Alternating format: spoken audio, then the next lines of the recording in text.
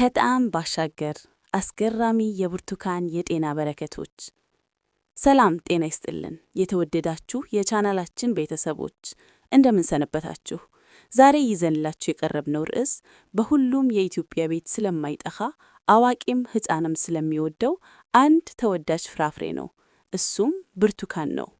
ብርቱካን ሲባል ወዲያውኑ ወደ አእምሮአችን የሚመጣው ጣፋጭና መራራ ጣዕሙ እንዲሁም ለውሃ ጥም መቁረጥ ያለው ተሰጥኦ ነው።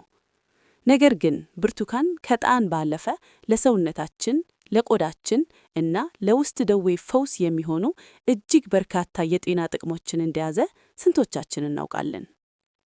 በዛሬው ቪዲዮችን ስለ ብርቱካን ምናልባትም የማታውቋቸውን አስገራሚ የጤና ጥቅሞች፣ እንዴት ብንመገበው እንደሚመረጥ እና ጥንቃቄ ማድረግ ያለባቸው ሰዎች እነማን እንደሆኑ በዝርዝር እንመለከታለን። ከመጀመራችን በፊት ግን ለቻናላችን አዲስ ከሆናችሁ ሰብስክራይብ በማድረግ እና የደውል ምልክቷን በመጫን ቤተሰብ መሆኑን አይርሱ። ወደ ዝርዝር ጉዳዩ እንለፍ። የቫይታሚን ሲ ንጉሥ the king of vitamin C። ብርቱካን በዋነኝነት የሚታወቀው በቫይታሚን ሲ ይዘቱ ነው። ይህ እውነት ነው። አንድ መካከለኛ መጠን ያለው ብርቱካን ለአንድ ሰው በቀን የሚያስፈልገውን የቫይታሚን ሲ መጠን ሙሉ በሙሉ መሸፈን ይችላል። ቫይታሚን ሲ ለምን ይጠቅማል? አንደኛና ዋናው ጥቅሙ የሰውነትን በሽታ የመከላከል አቅም ኢሚዩኒቲ መገንባት ነው። በተለይም እንደ ጉንፋን፣ ሳል እና የጉሮሮ ህመም ያሉ ተላላፊ በሽታዎችን ለመከላከልና ቶሎ ለመዳን ይረዳል። ቫይታሚን ሲ በሰውነታችን ውስጥ ነጭ የደም ሴሎች እንዲመረቱ በማድረግ በሽታ አምጪ ተዋሲያንን እንዲዋጉ ያደርጋል። ዋና ዋና የብርቱካን የጤና ጥቅሞች ሜን ሄልት ቤኔፊትስ።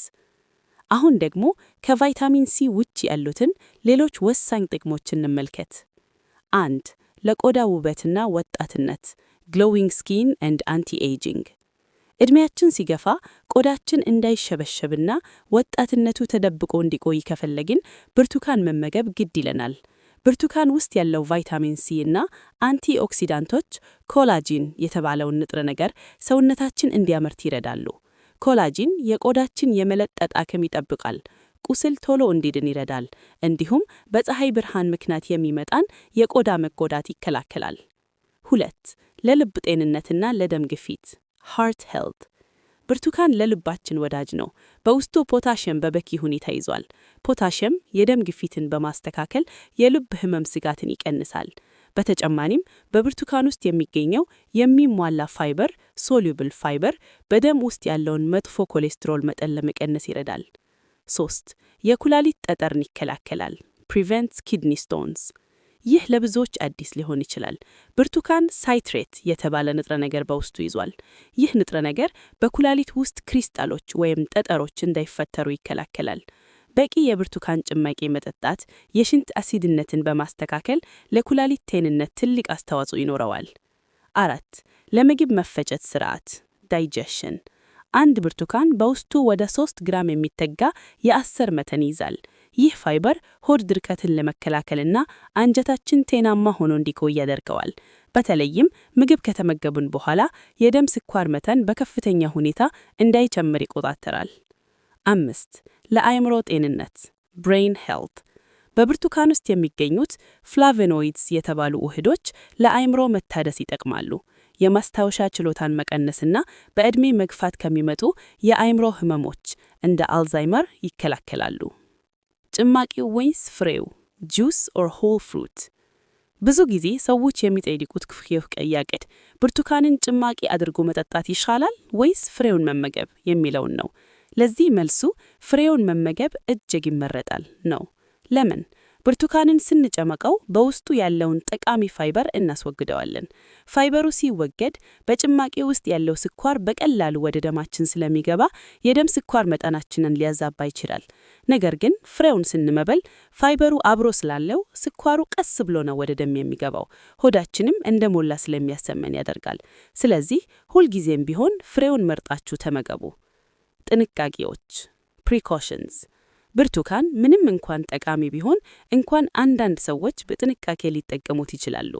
የጨጓራ ህመም ላለባቸው ብርቱካን አሲዳዊ ባህሪ ስላለው የጨጓራ ህመም ጋስትራይተስ ወይም የሆድ ማቃጠል ላለባቸው ሰዎች ህመሙን ሊያስከስባቸው ይችላል። እነዚህ ሰዎች በባዶ ሆድ ባይመገቡት ይመከራል። የኩላሊት ህመምተኞች ከፍተኛ የኩላሊት ችግር ያለባቸው ሰዎች ሰውነታቸው ፖታሺየምን የማጥራት ችግር ሊኖርበት ስለሚችል ብርቱካንን ከመጠን በላይ መውሰዳቸው በፊት ሐኪማቸውን መማከር ያለባቸው። ማጠቃለያ ኮንክሉዥን በአጠቃላይ ብርቱካን ተፈጥሮ ለሰው ልጅ ሰጠችው ድንቅ መድኃኒትና ምግብ ነው። በቀን አንድ ብርቱካን መመገብ በሽታን የመከላከል አቅማችንን ከማሳደግ ጀምሮ እስከ ቆዳ ውበት ድረስ ዘርፈ ብዙ ጥቅም ይሰጠናል። በተለይም አሁን ባለንበት ዘመን ከተለያዩ ቫይረሶች ራሳችንን ለመጠበቅ ብርቱካንን የዕለት ተዕለት ምግባችን ክፍል ልናደርገው ይገባል። እናንተስ ብርቱካንን እንዴት መመገብ ትወዳላችሁ? ጭማቂውን ወይስ ፍሬውን? ሐሳባችሁን በኮሜንት መስጫው ላይ ያጋሩን። ይህ ቪዲዮ ጠቃሚ መረጃ እንደሰጣችሁ ተስፋ እናደርጋለን። ከወደዳችሁት ላይክ ማድረግ እንዳትረሱ። ለወዳጅ ዘመዷም እንዲደርስ ሼር ያድርጉ። ለቻናላችን አዲስ ከሆናችሁ ደግሞ ሰብስክራይብ በማድረግ ቤተሰባችንን ይቀላቀሉ። በቀጣይ በሌላ ጤናማና ጠቃሚ ቪዲዮ እስክንገናኝ ጤና ይስጥልን።